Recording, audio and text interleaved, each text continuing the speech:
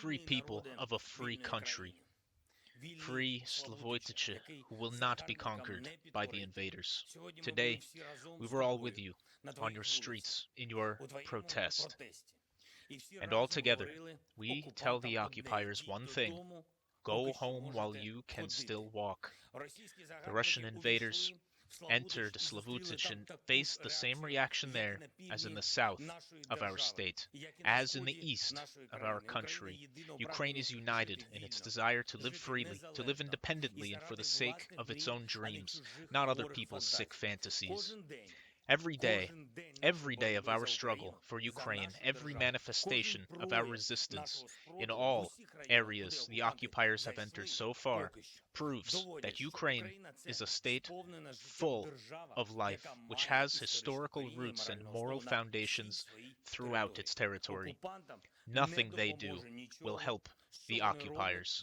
Disconnection of our television and activation of passionate nonsense speeches by Moscow TV presenters, leaflets with propaganda, distribution of rubles which in Russia will soon be weighed instead of assessing them at face value, bribing outcasts whom the occupiers are looking for in all the dumps to portray the allegedly pro-Russian government will not help as well.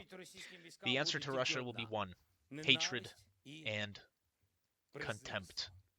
And our armed forces of Ukraine will inevitably come. That is why ordinary Ukrainian peasants take captive the pilots of downed Russian planes that fall to our land. That is why our tractor troops, Ukrainian farmers, take Russian equipment in the fields and give it to our armed forces of Ukraine, in particular, the latest models that Russia has tried to keep secret. And now the occupiers leave them on our land and just run away. Actually, they do the right thing, because it is better for them to escape than to die. And there are not and will not be other alternatives.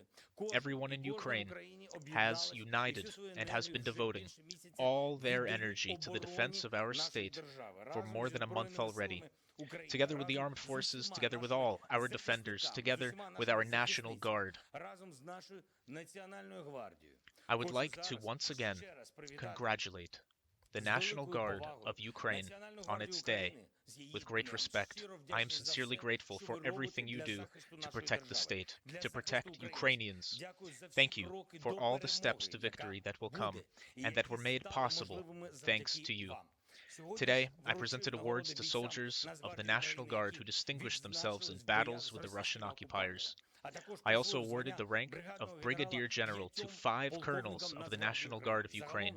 In total, during the full-scale war since February 24th, 476 soldiers of the National Guard have been awarded state awards already.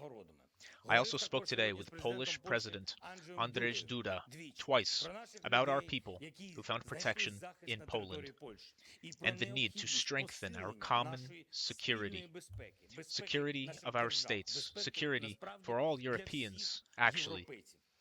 What is the price of this security? This is very specific. These are planes for Ukraine. These are tanks for our state. This is anti-missile defense. This is anti-ship weaponry. This is what our partners have. This is what is covered with dust at their storage facilities. After all, this is all for freedom, not only in Ukraine. This is for freedom in Europe, because it cannot be acceptable for everyone on the continent if the Baltic states, Poland, Slovakia, and the whole of Eastern Europe are at risk of a clash with the Russian invaders. At risk only because they left only 1% of all NATO aircraft and 1% of all NATO tanks somewhere in their hangars. 1%. We did not ask for anything more, and we do not ask for more. And we have already been waiting for 31 days. So who runs the Euro-Atlantic community? Is it still Moscow because of intimidation? Partners need to step up assistance to Ukraine. These are the words. Partners need. because this is security of Europe, and this is exactly what we agreed on in Kyiv when the three prime ministers of Eastern European countries, as well as Mr. Kaczynski, arrived in our capital. It was in mid-March. Today, immediately after the conversation with the president of Poland, I contacted the defenders of Mariupol. I am in constant contact with them. Their determination, their heroism and resilience are impressive. I am grateful to each of them. I wish at least a percentage of their courage to those who have been thinking for 31 days how to transfer a dozen or two of planes or tanks. And, by the way, we talked today with our military in Mariupol, with our heroes who defend this city in Russian, because there is no language problem in Ukraine, and there never was. But now you, the Russian occupiers, are creating this problem. You are doing everything to make our people stop speaking Russian themselves, because the Russian language will be associated with you, only with you. With these explosions and killings, with your crimes, you are deporting our people. You are bullying our teachers, forcing them to repeat everything after your propagandists. You are taking our mayors and Ukrainian activists hostage. You are placing billboards in the occupied territories with appeals. They appeared today, not to be afraid to speak Russian. Just think about what that means, where Russian has always been a part of everyday life, like Ukrainian in the east of our state, and where you are turning peaceful cities into ruins today. Russia itself is doing everything to ensure that de-Russification takes place on the territory of our state. You are doing it in one generation and forever. This is another manifestation of your suicide policy. Our representatives, the Minister of Foreign Affairs and the Minister of Defense in Ukraine, met today in Poland with colleagues from the United States. They were joined by U.S. President Joe Biden. As I was informed, the negotiations concerned in particular these vital interests which I mentioned above, concerned what we really need. While this ping-pong continues, who should give us planes and other protection tools and how?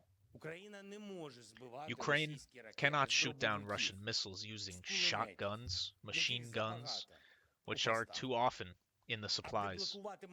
And it is impossible to unblock Mariupol without a sufficient number of tanks, other armored vehicles, and, of course, aircraft.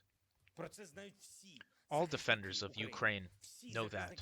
All defenders of Mariupol know that. Thousands of people know that. Citizens, civilians who are dying there in the blockade. The United States knows that. All European politicians know. We told everyone. And this should be known as soon as possible, by as many people on Earth as possible, so that everyone understands who and why was simply afraid to prevent this tragedy, afraid to simply make a decision, vital decision. Of course, we have already seized a number of Russian tanks, which the military command of this country keeps sending to be burned here. However, the nations of the world will not understand for sure if the battlefield in Ukraine will be a larger supplier of tanks to protect freedom in Europe than our own partners. Ukraine's position must be heard.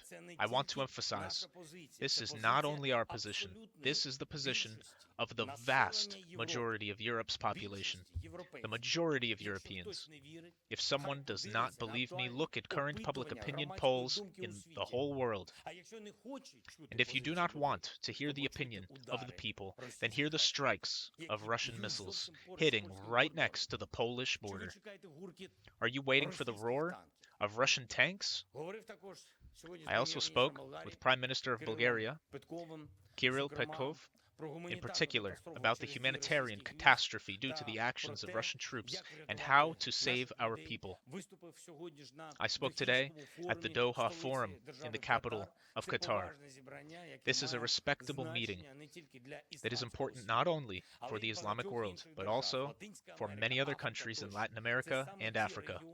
These are the regions where Russian propaganda still has great influence, but we are working against lies all over the world.